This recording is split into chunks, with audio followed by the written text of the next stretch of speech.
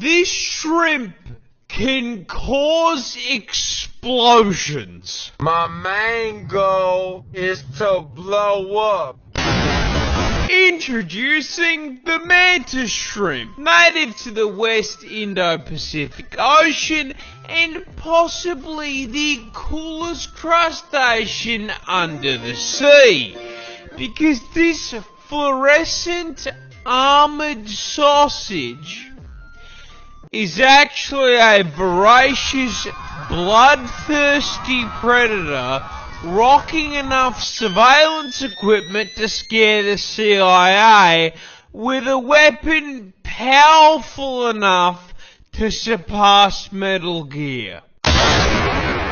See, the mantis shrimp is a highly effective predator, and they find and track their prey with easily the most advanced set of eyes on the fucking planet. First off, each of these eye stalks can rotate independently like a periscope, giving them a full 360 degrees of vision. However, more importantly, they can see colours we can't.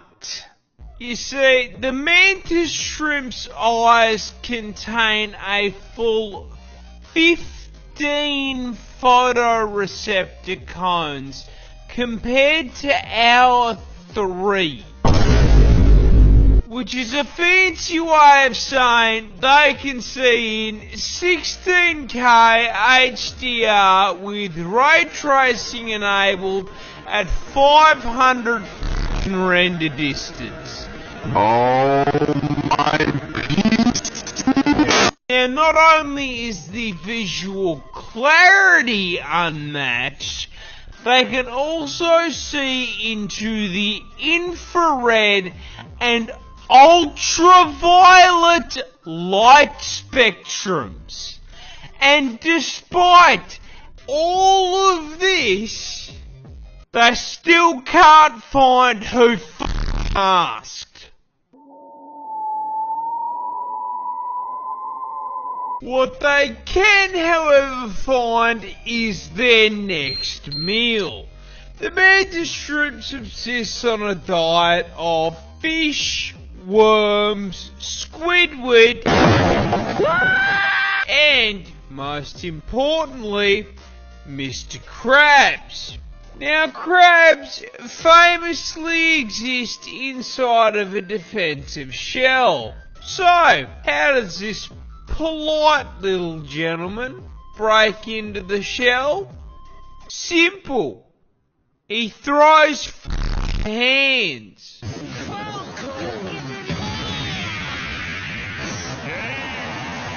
That's right, weighing in at only 90 grams and 38 centimeters in length, the mantis shrimp has a punch that produces 15,000 newtons of force. That is 176 newtons per gram. So if a human was capable of that same kind of force, a right hook from someone who weighs 80 kilo would be like getting hit in the face with 6 sticks of dynamite. Now, to produce that force, its claw needs to be moving at 83 kilometers an hour, which is so fast it creates a vacuum in the water called a cavitation bubble, which then immediately collapses at such a speed it creates a miniature explosion that flashbangs the target and reaches a temperature hotter than the surface of the sun. Mr. Krabs is getting f***ing disintegrated. Money! Money! Money!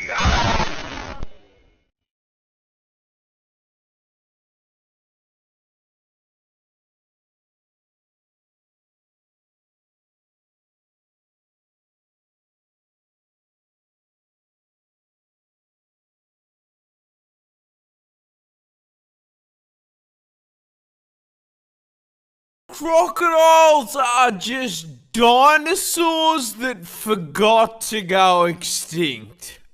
I am dead serious, and I cannot think of a croc species to better make my point than the saltwater crocodile, a species native to the land down under, and shocking absolutely no one. Yes, it can and will eat you. You see, keeping on theme with the whole forgetting to go extinct thing, the salty stat spread just feels like something that should have been patched out with the rest of Jurassic Park. Starting with their ridiculous size. You see, salties are the largest reptile on the planet, coming in at a total of 6 meters long with a maximum weight of 1,100 kilos. Which makes this murder lizard genuinely longer than my f***ing car. And the f***ed up part is that despite being longer than my ute, they are for some reason absolute masters of stealth. You see, crocs are ambush predators, which is a scientific way of saying they are dirty f***ing campers. You see, they've got 2 raised eyes that sit on the top of their heads, which means they can submerge their Ford Falcon-sized frame basically entirely under the water without sacrificing the ability to spot whatever they are looking to turn into a Happy Meal. And from your perspective as the Happy Meal, they are really difficult to see, which makes it very easy to walk just a little too close and get bitten in half by that hydraulic press they call a mouth. That's what I love. Nestle Crunch. That's right, just like any good camper, these scaly arseholes are packing a one-shot in the form of one of the highest bite forces of any animal on the f***ing planet. Having been recorded putting out a maximum of 3,700 psi of force through their jaws. To put that into context, your skull will crack at 1,100 psi, so a croc would pop your head like a watermelon. And if you don't immediately get folded by the first bite, those jaws will latch onto you as the croc begins a death roll, spitting its ton of body weight like a washing machine until whatever part of you it has decided to eat snaps off and is added to its protein goals. But the best thing about the crocodile is their build is so f***ing good. They have genuinely been around with very little evolutionary change for 65 million years. Which means I grew up watching Steve Irwin wrestle dinosaurs for fun. Rest in peace, you absolute f***ing legend.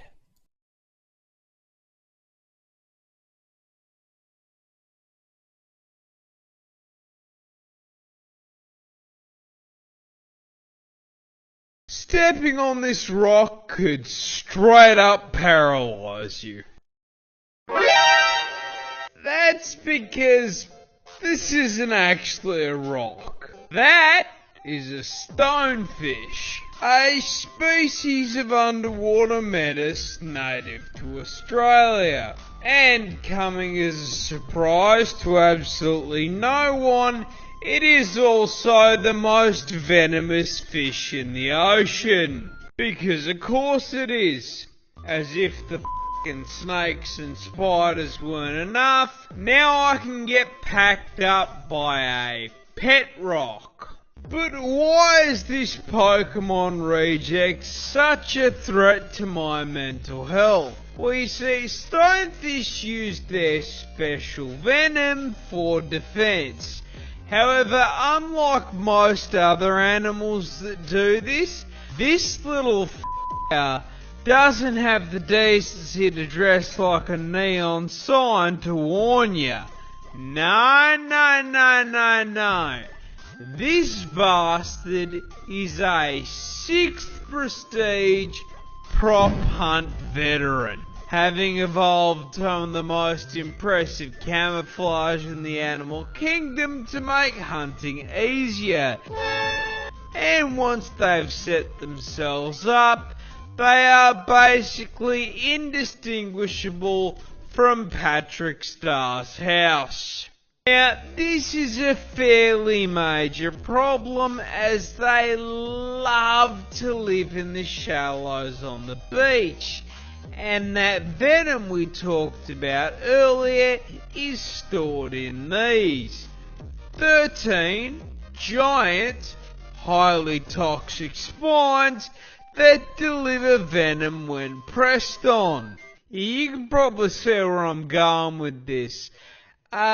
Considering it's hard enough to spot these things while you're paying attention, if you were, say, on a romantic walk along the beach as one of the homies, and while distracted by his ethereal beauty, weren't paying too much attention to where you were walking, it would be very easy to place your foot in the wrong spot and step directly onto 13 hypodermic needles, which would then deliver a ginormous dose of neurotoxin straight into your system. Oh, you thought it was normal venom?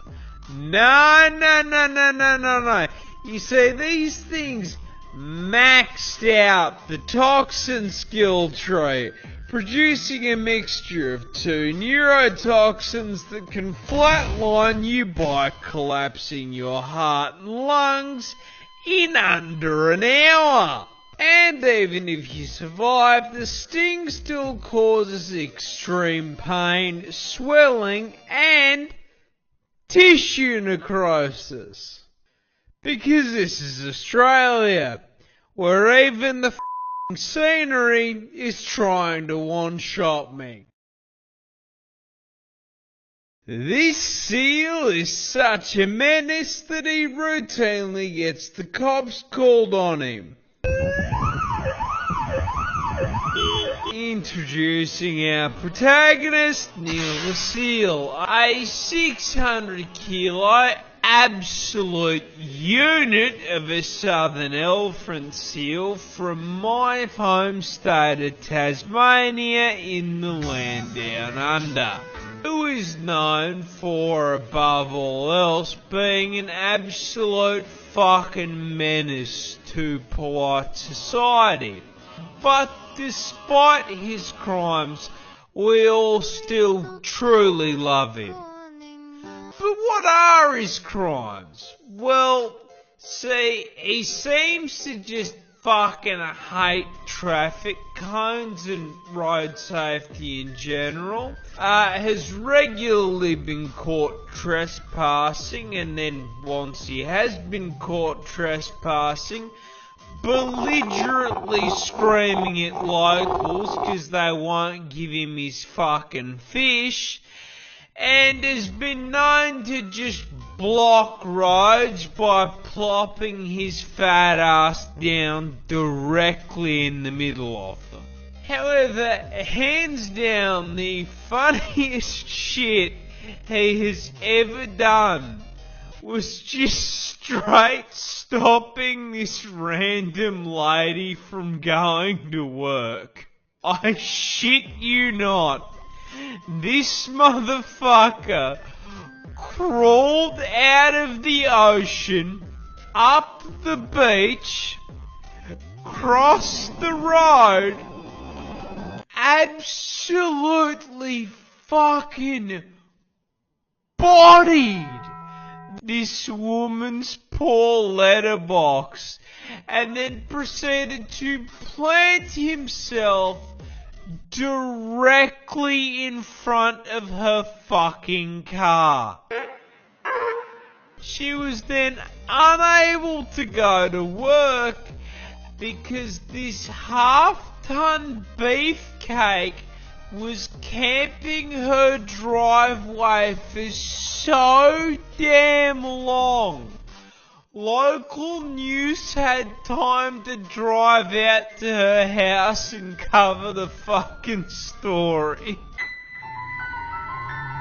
Now this is a lot of menace for a single seal to cause, but the funniest part of this is, old mate isn't even fully grown. He's like 5 years old. If you think he can fuck things up now, wait until he's nearly 2 solid ass tons of blubber and takes issue with the wall of your house. I do not think that seal damage is covered on my fucking insurance plan, dude. Platypus are weird, but I'm not sure you quite understand just how fucking weird. See, everyone knows the basics. They lay eggs, they sweat milk, and they look like God hit randomizer on the spore creature creator and just called it a day. But you see, mate, that's barely even scratching the surface of weird platypus features. First up, as is the qualifier for any Australian animal, did you know they're venomous? No, I'm not fucking with you, you heard me correctly. Male platypus actually have venomous spurs on their hind legs. These spurs are multi-purpose, acting as defense from predators, as well as a tool for throwing hands with other male platypus during mating season. And while their venom is non-lethal, that doesn't mean that getting stung by them doesn't fucking suck. See, platypus venom can cause extreme pain and swelling, and to ensure you remember not to fuck with them again, these effects can last for several months and have no treatment or anti-venom. So if Perry stabs your shit, your only option is to cry about it. Next on the list of offensive capabilities, I shit you not, platypus share the same hunting method as sharks. You see, that big ass bill isn't just for show, as it contains enough surveillance equipment to make the CIA blush. Possessing the ability to sense changes in pressure in the water, but most importantly, containing electroreceptors that track electrical signals from muscle contractions made by their prey.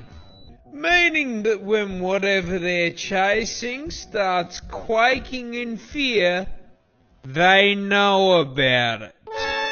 And last but not least, as if those things weren't already unbelievable, we recently discovered something new. Platypus are fucking biofluorescent. They glow. If you hit these things with a black light, they go bright fucking green. And the best part of that is, we have no clue why they do it. I guess it just means Perry was a biblically accurate platypus, man. I give up, man. Who fucking designed this thing?